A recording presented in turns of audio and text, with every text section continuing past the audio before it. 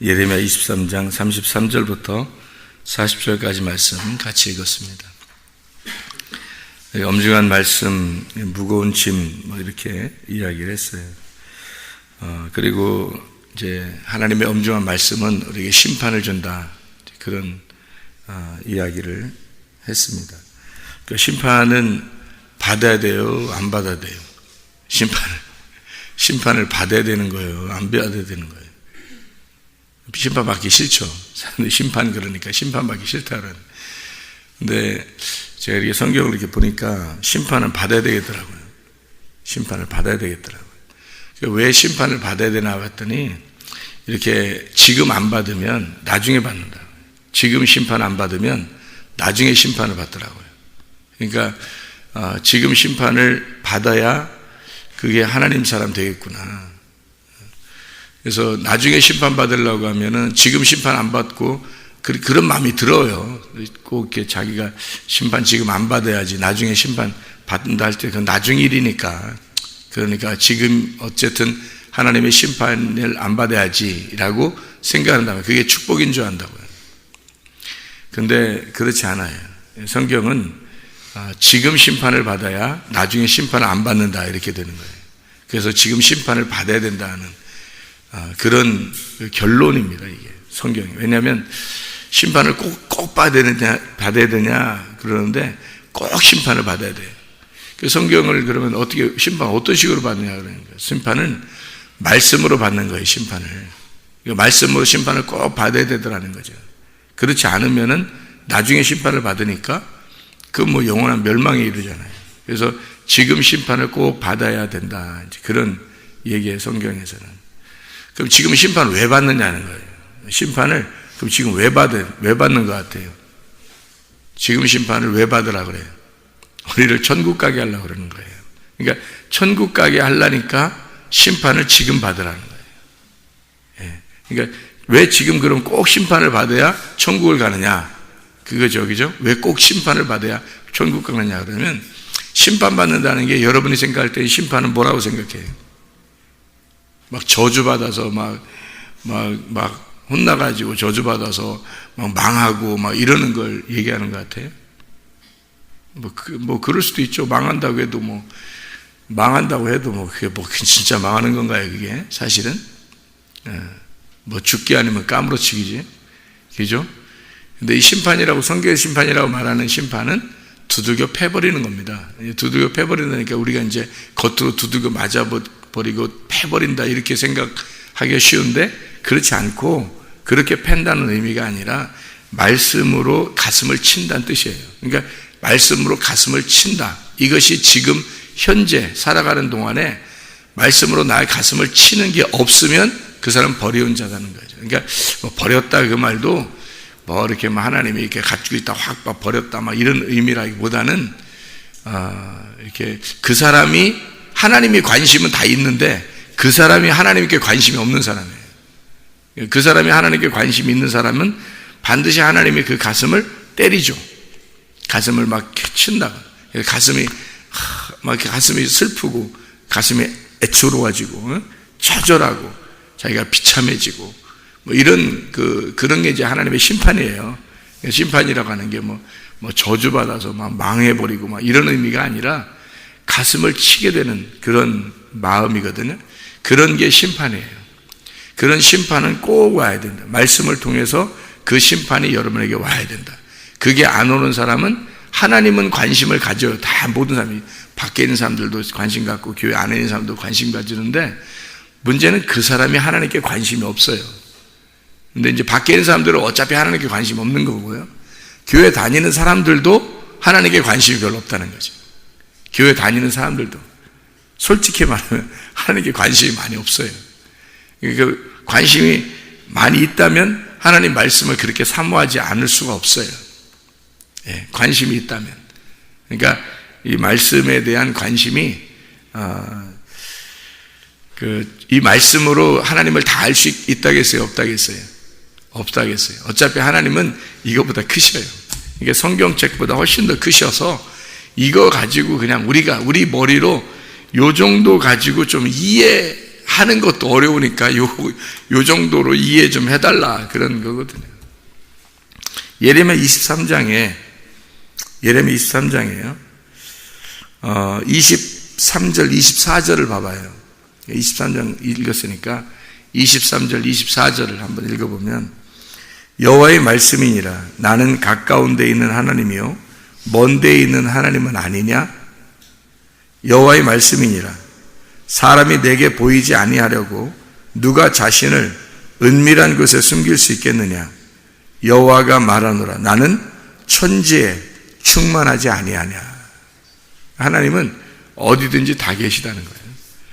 그리고 이게 보이진 않아요. 보이진 않는데 온 우주보다 크신 그 충만하신 하나님이다라는 건 느껴져요. 실제로. 그걸 어떻게 느끼냐면 말씀으로 느끼는 거예요. 그냥 기분으로 느끼는 게 아니고 말씀으로 이렇게 느껴져요. 그래서 이 하나님의 말씀을 우리에게 기록을 해놔서 이것으로 표현을 해놓은 것 뿐인데, 이 표현이 하나님 자신을 다 표현할 수 있겠느냐고. 이게 성경책이. 그럴 수 없다는 거죠. 하물며 하나님을 어떻게 우리가 안다고 하겠느냐. 전체를 다 하나님을 안다. 이렇게 말하기 어렵죠. 일부분을 아는 거죠. 근데 일부분은 이 성경책을 통해서 아는 것이 정확하다는 겁니다. 다른 걸 통해서 아는 것은 가짜예요. 그렇게 안다는 것은 다 가짜고, 자기가 무슨 뭘 경험했네, 뭐 봤네, 뭐 들었네, 다 그게 무슨 의미가 있겠냐고요. 하나님 말씀을 또 제대로 깨닫지 못하는데 어떻게 그런 걸 가지고 하나님을 안다, 만났다 이렇게 얘기할 수가 없다는 거죠. 크신 하나님이 내게 오셔야 돼요. 내가 하나님께 가는 게 아니라 하나님이 내게 오셔야 되는 거예요. 그래야 만나는 거예요. 자, 믿음이라는 게 있잖아요. 믿음. 내가 하나님을 믿는 게 진짜 믿음이에요. 하나님이 나를 믿어주는 게 진짜 믿음이에요. 내가 하나님을 믿는다고 사람들이 생각하고 믿음 내가 있다 이렇게 생각한다. 하나님 내가 믿습니다. 하나님 내가 믿습니다. 그러잖아요. 그게 무슨 믿음이에요? 자기가 가지고 있는 믿음인데, 자기로부터 나온 믿음인데 어떻게 그게 진짜 믿음이에요? 그럴 수 없죠. 그건 진짜 믿음이 아니고요. 하나님만이 믿음이시거든요. 하나님의 아들만이 믿음이에요. 바라는 것들의 실상이에요. 보이지 않는 것들의 증거예요. 그게 믿음이라고 하는 거죠. 하나님의 아들이 나타나서 믿음이라는 걸 우리가 알게 된 거거든요. 그러면 그 오신 믿음이 하나님의 아들이에요. 그 하나님의 아들이 나를 믿어주시니까, 그 나를 믿어주시는 그 믿음, 하나님의 아들이 나를 믿어주시는 게 믿음이지, 내가 하나님을 믿는다는 게 믿음이 아니라는 거죠.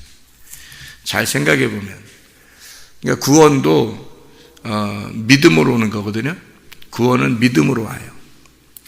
그 믿음은 은혜로 옵니다.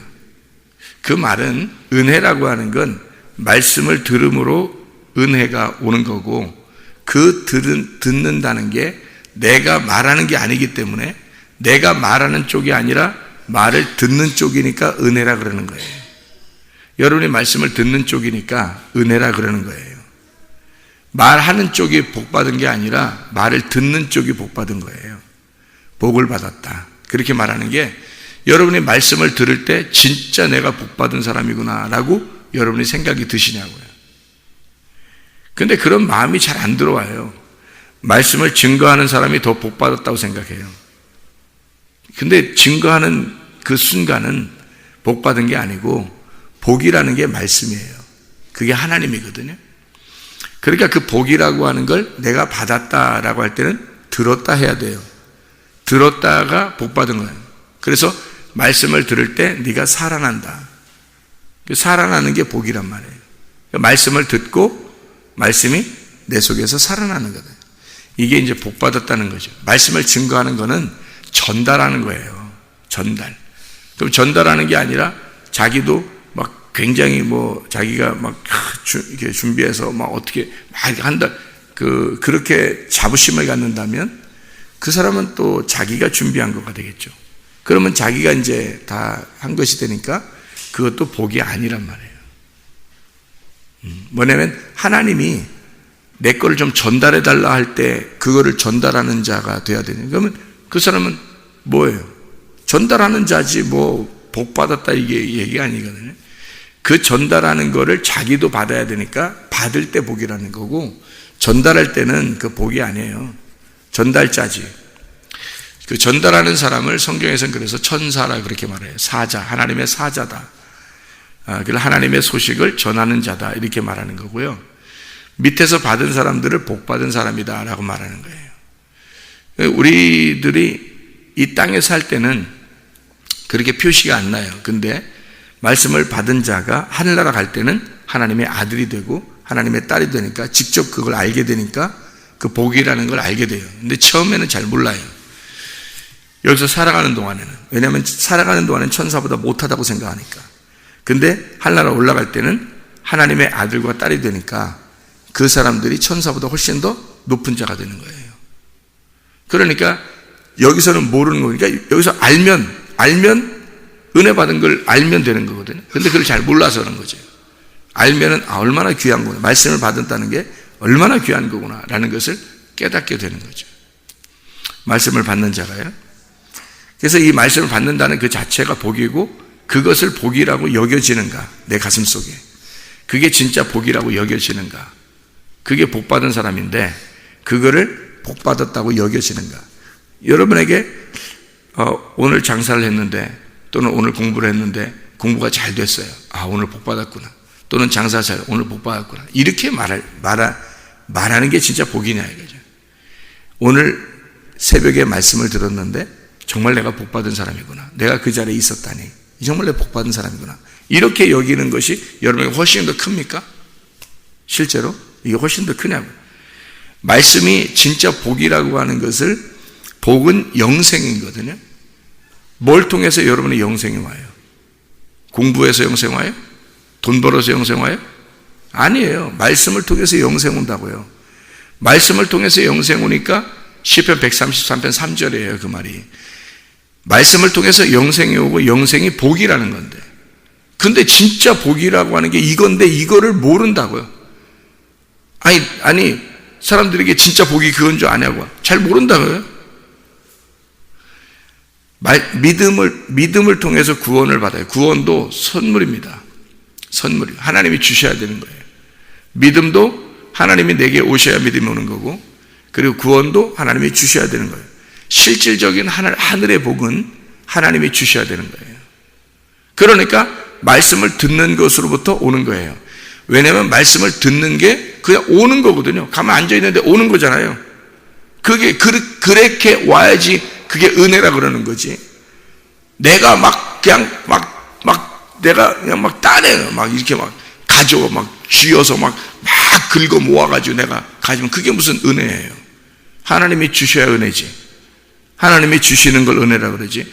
우리가 그냥 따내는 걸 은혜라고 그러지 않잖아요. 주시는 거, 하나님이 주시는 거예요. 은혜가.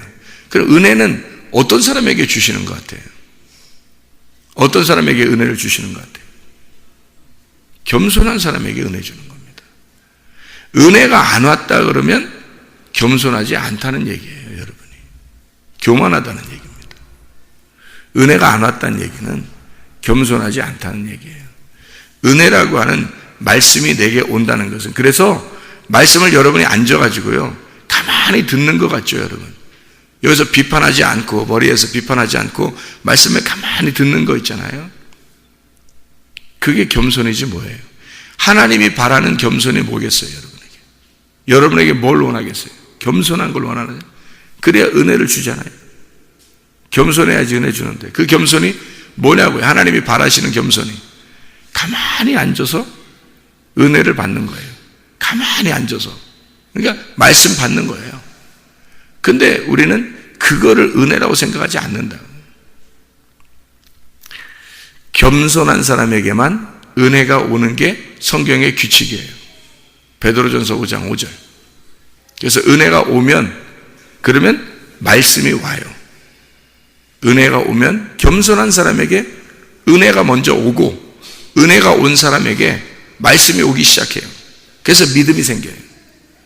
믿음이 그래서 생기는 건데 하늘에서 내려온 믿음이에요. 내 믿음이 아닙니다. 내가 막 취하는 믿음이 아니라 하나님이 주시는 믿음이 생기기 시작해요. 그럼 믿음이 생기기 시작하면 구원을 받아요. 그걸 구원이라 그래요. 그래서 너희가 그 은혜를 인하여 믿음으로 말미암아 구원을 받는다. 이것이 너희에게서 난 것이 아니다. 구원이 누가 준 거니까? 하나님이 주신 거니까. 내가 구원을 따내는 게 아니에요. 믿음도 따내는 게 아니고 은혜도 따내는 게 아니에요. 그러니까 하나님이 주시는 거란 말이에요, 이게. 그럼 하나님이 주시는 거니까 뭐 하는 사람에게? 겸손한 사람에게만. 그래야 맞죠. 겸손한 사람에게만 줘야 그게 맞죠. 교만한 사람에게 준다는 것은 성경의 규칙에 어긋나죠. 겸손한 사람을 성경에서는 뭐라고 그러냐면 심령이 가난한 사람이라 그러는 거예요. 그래야 그 사람이 아브라함 품에 들어가는 거고, 부자는 교만한 사람이기 때문에 음부에 들어가는 거예요. 그게 성경의 규칙이에요. 그렇게 돼야 된다는 거죠. 그러면 부자와 거지 나사로에서 우리가 부자와 거지 나사로가, 부자는 어디에 있고 가난한 사람은 가난한 거지 나사로는 어디에 있어요? 어디에 있는 거예요? 우리 마음에 있는 거예요. 우리 마음 안에 부자와 거지 나사로가 같이 있는 거예요. 그럼 어떻게 돼야 돼요? 부자와 거지 나사로 같이 있는데 교만과 겸손이 같이 있어요. 그죠? 심령이 부자인 자와 심령이 가난한 자가 같이 있으니까 교만과 겸손이 같이 있단 말이에요, 우리 속에. 그러면 교만이라고 하는 건 어떻게 돼야 돼요? 부자는 어떻게 돼야 총각겠어요? 가난한 거지 나사로가 돼야 총각겠죠. 그래서 부자를 두드러 패버리는 거예요. 우리 속에 있는 부자를 두드러 패버리는 거예요. 교만을 두드러 패서 겸손하게 만들어야 되거든요. 그래서 가슴을 찢는 거예요. 이게 한쪽의 가슴을 찢는 거예요. 그게 말씀을 듣는 태도란 말이에요. 그래서 교만한 나를 부셔버려요. 그러면 이 속에 겸손이 살아나요. 그러면 겸손한 거지 나사로가 되는 거예요. 심령이 가난한 자가 되는 거예요. 그 사람만 처음 가는 거예요. 거지 나사로가 왜 처음 가겠어요? 자기의 것이 없어지는 거예요. 나라고 하는 교만이 사라진 거예요. 두드러 맞아서. 말씀을 자꾸 듣다 보니까 이거 내가 살아있어서는 안 되겠구나, 큰일 나겠구나. 그래서 나를 자꾸 두드러 패고 죽이기 시작하는 거죠. 그러면 겸손하신 주님이 살아나는 거예요. 예. 그래서 나를 죽이고 주님이 살아나면 총 가는 거잖아요. 그래서 교만한 부자가 내 속에서 죽고 겸손한 나사로가 사는 거예요. 그러면 총 가는 거예요. 그래서 교만한 나를 부시기 위해서 막 말씀으로 자꾸 때리는 거예요. 너를 죽어라, 너는 죽어라, 너는 죽어야 된다, 이렇게 자꾸 때리는 거예요. 그럴 때 여러분이 그냥 겸손하게 앉아만 있으면요, 앉아만 있으면 자꾸 두드러 맞아요. 그래서 자기가 부서지는 거예요. 그 겸손이라고, 주님은 그걸 겸손이라고 여기는 거예요. 또 주님은 그렇게 여기는 거라고. 그래서 네가 은혜를 받는다. 겸손하니까 은혜를 받게 된다, 이렇게 하는 거예요. 그러니까 은혜가 오는 것이 그냥 이렇게 은혜가 오잖아요. 겸손하니까, 내가 두드러 맞으니까 겸손해. 그 전까지는 은혜가 안 온 거예요. 겸손하게 두드러 맞을 때는 겸손하게 만들려고 두드러 패는 거예요. 겸손하게 두드러 패니까 그 다음에 뭐가 돼요? 그게 말씀이 똑같은 말씀인데 내게 은혜가 되더라는 거죠. 똑같은 말씀인데 막 두드러 맞으니까 사람이 낮아졌어요. 낮아지니까 말씀이 자꾸 은혜가 돼. 은혜가 되니까 이게 믿음이 생기기 시작해. 믿음이 생기기 시작하니까 내가 교회 열심히 나올 걸, 내가 진작 말씀을 잘 들을 걸, 내가 진짜 주의 뜻대로 살 걸, 이런 마음이 막 들어오기 시작해요. 믿음이 생기기 시작하는 겁니다. 그래서 말씀만이 진짜 최고구나라는 걸 막 깨닫기 시작해요. 점점 믿음이 오니까 구원이 하나님께서 주시는 거예요. 구원을 이 땅으로부터 구출받게 하고요, 하늘나라로 이 땅에서 올라가게 만들어요. 그게 구출입니다. 구원이라는 게 뭐예요? 구출받았다는 뜻이에요. 땅에서 세상의 삶을 막 살았는데요, 세상의 삶을 살았는데 이상 오늘날부터 하늘의 소망을 자꾸 갖게 되는 거예요. 이상하게 하늘의 소망 갖게 되고 땅의 것이 별거 아닌 것처럼 막 느껴져요. 이상하게 어느 날부터 땅의 것이 아무것도 아니구나, 야 이게 진짜 하늘나라가 최고구나, 하늘나라 소망 갖게 되고 땅에 있는 염려가 막 자꾸 사라지게 되고 이상의 하나님 마음을 자꾸 갖게 돼요. 이게 구원입니다. 세상의 마음에서 벗어난 거예요. 이게 끄집어낸 거라면 하나님이 끄집어냈어요. 그걸 구원이라고 그래요. 물에 빠져서 막 허우적대 보세요. 물에 빠져서 허우적대 보세요. 그걸 갖다 물에서 이렇게 건져주는 걸 구원받았다 그러죠.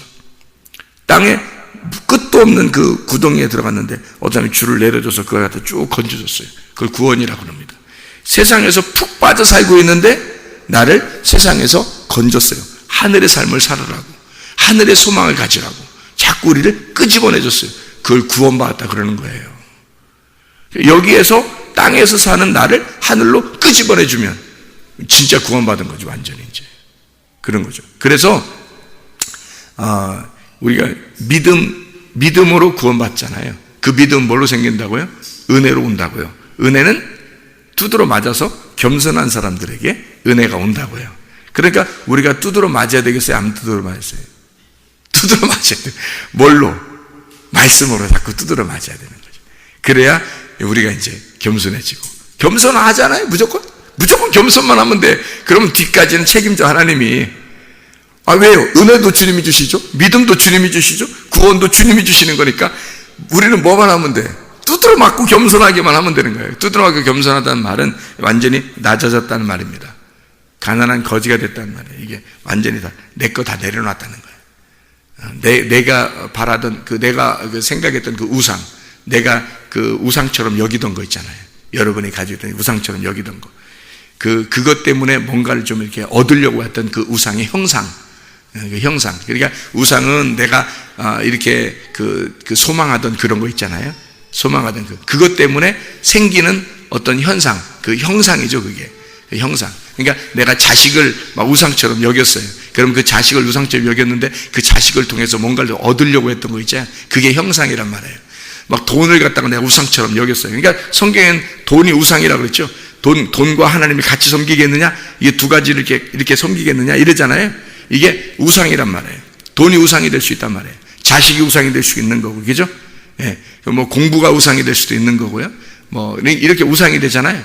그러면 그걸 통해서 뭔가 얻으려고 하는 게 있어요. 우리가. 그죠? 그걸 통해서 자식을 통해서 뭔가 얻으려고 그러고 돈을 통해서 뭔가 얻으려고 그러고 공부해서 뭔가 얻으려고 하는 거 있잖아요. 그게 형상이란 말이에요. 우상도 만들고 사람이 형상도 만들어요. 그러니까 이게 커진 거야. 그게 뭐냐면 그 부자가 가지고 있는 너는 심령이 부유한 자가 됐다는 거죠. 이걸 통해서 이 땅에서 살아보려고 하는 이것이 커진 거야. 다시 말하면 우상을 섬기고 있는 거죠. 우상을. 형상이 돼버린 거예요. 그걸 누가 가지고 있었냐면 젊은 부자가 가지고 있었던 거예요. 젊은 부자, 성경에. 그래서 낙타가 바늘기로 들어가는 것보다 부자가 천국 가는 게 너무 힘들다는 게 그래서 그런 거예요. 그 부자 청년이 자기가 10계명 다 지켰다고 그랬죠. 자기가 10계명 다. 이웃을 사랑했다. 그리고 살인하지도 않았고 간음하지도 않았고 자기는 뭐 부모에게 효도도 했고 다 했다는 거예요. 그랬더니 예수님께서 뭐라고 하냐면 그러면 네가 가지고 있는 돈 있잖아. 물건, 물질 그거 좀 다 나눠주고 와봐라 그랬어요. 왜 그랬겠어요? 왜 다 나눠주고 오라 그랬겠어요? 그래야 예수님 믿는 거라고 10계명 지키는 거라고 그런 거예요. 이 사람이 10계명의 뒷부분은 다 지켰는데 앞에 부분은 안 지킨 거예요. 예수님이 앞에 부분을 물어본 거예요.